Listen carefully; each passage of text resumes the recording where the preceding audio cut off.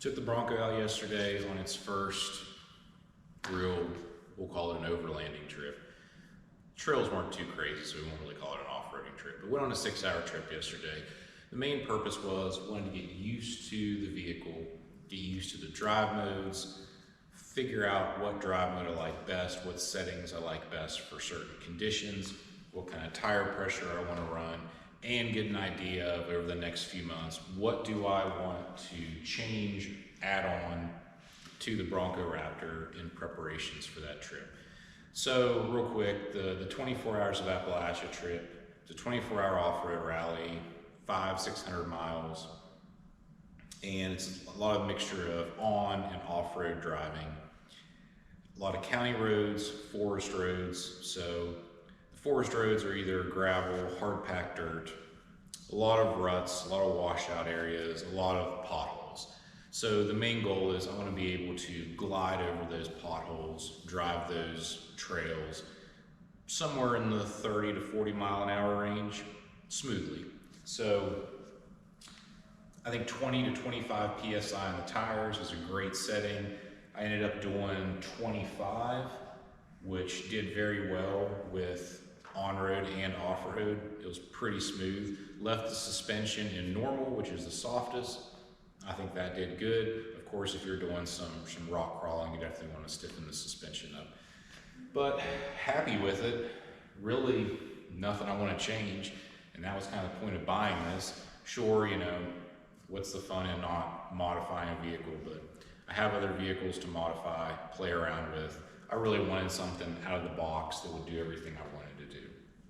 Aside from comms, aside from extra fuel, aside from navigation, anything I want to add in the vehicle on the trip, really the only thing for this particular upcoming trip that I want to add is a winch. The reason I want to add a winch is this trip's going to be in July. It's going to be right in the thunderstorm season for West Virginia. So there's a potential in the middle of the night of this trip, we could really have an inch of rain, just a huge downpour, which could make some of these forest roads, some of these county roads that are real muddy, it could make them a little bit of a challenge. So add a winch basically for peace of mind.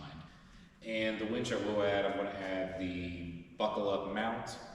So that mount mounts it here up high, up top on the bumper. It maintains all the functionality of your parking sensors, of your adaptive cruise control, and you can relocate the front camera on the front of the winch mount, so you still maintain ability to use that, which is crucial on this because it's really hard to see things over the hood on trails.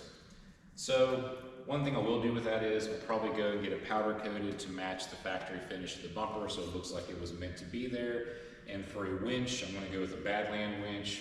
I don't see any reason to buy anything else. Look up Matt's Off-Road Recovery. All he has on his rigs is Badland winches, so why am I going to go buy anything more expensive? But like I said, no complaints. Except for one. I do have one complaint. I wish that you could change the settings for throttle and shifting to sport mode and maintain all the availability of, we'll call it the four-wheel drive off-road settings for the drivetrain. Mainly because normal mode I found worked great for everything. You had the availability for sway bar disconnect, locking the rear differential in, everything you would need on the trails. But normal mode tends to want to upshift as much as possible for normal driving economy reasons. So you're driving 30 miles an hour on the trail and you're in 6th, 7th gear, putting along at 1200 RPMs, a lot of excessive shifting. You get around a tight turn on a trail, it's downshifting 4 or 5 gears to have the right gear to pull up a hill on a trail. Sport mode, on the other hand, stayed roughly 2 gears lower, had a slightly more responsive pedal, and I really like that. And I wish I could keep that, but still have everything I need as far as the four-wheel drive settings. In sport mode, I can't disconnect the front sway bar. So it'd be nice to be, anytime I'm off-road, I want to disconnect the front sway bar, be in sport mode, and still have all the four-wheel drive settings available, which you can. So that would be my one complaint is it is a little overly complex, and I understand it's to keep people from being stupid and disconnecting their sway bar in sport mode while they're driving on the interstate at 100 miles an hour. I get it. It would be nice to be able to have whatever setting you want, whatever mode you want. That's one thing with, let's say, BMW, for example, is I can separately decide how aggressive I want it to shift, and separately I can decide what kind of throttle response, which engine setting I want to be in. Yes, I know I can use the paddle shifters, but if I'm going on a 24-hour trip, I really don't want to be paddle shifting it the entire time. I want it to be in drive and be in the gear that I want it to be in, which would have been sport mode, but it looks like for this trip it's going to be in normal mode. So they're supposed to come out with a Ford Performance tuner for the Bronco Raptor pretty soon. I may consider getting that, because that will probably then, at least in normal mode as well, also make a change to the shift strategy and the throttle response overall. So it may help that out some. So I'm still deciding on that. But otherwise, did great. I bought it because I didn't want to do anything to it. Now granted, the Moab trip next year, I'm probably going to add skid plates and a few other things, but otherwise in the drive modes, no complaints. So have 5 minutes or so worth of some of the off-roading footage from yesterday. Not too crazy, as most of you know, trying to capture how fun an off-road trail is on video is extremely hard. But next 5 minutes will be that, and then at the end of the video, I'm going to pull off the catch can, about 400 miles on it now, see how much oil we caught. So enjoy the footage. I hate to say this, like and subscribe if you enjoy it, and I'll continue to make more videos. So thanks for watching.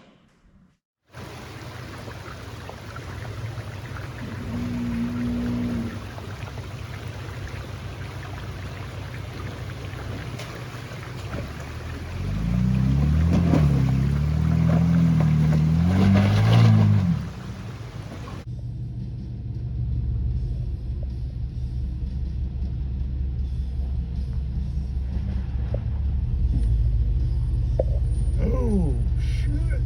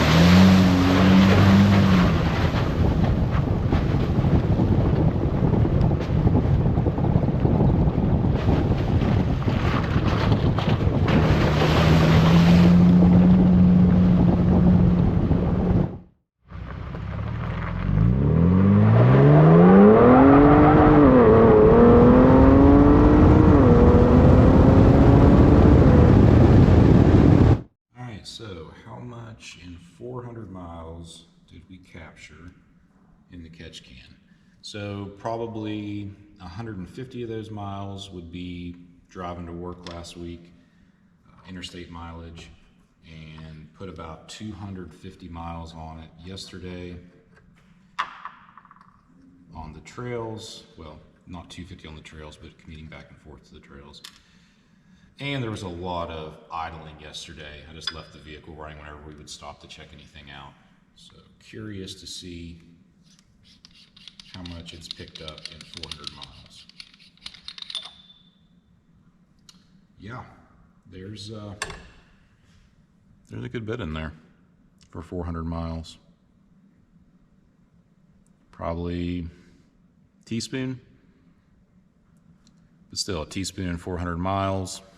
What, over 1,500 miles or so? Let's say a tablespoon. So yeah, so I would say after 5,000 miles on oil change, this thing's probably going to be a third of the way full or so. That's not nothing.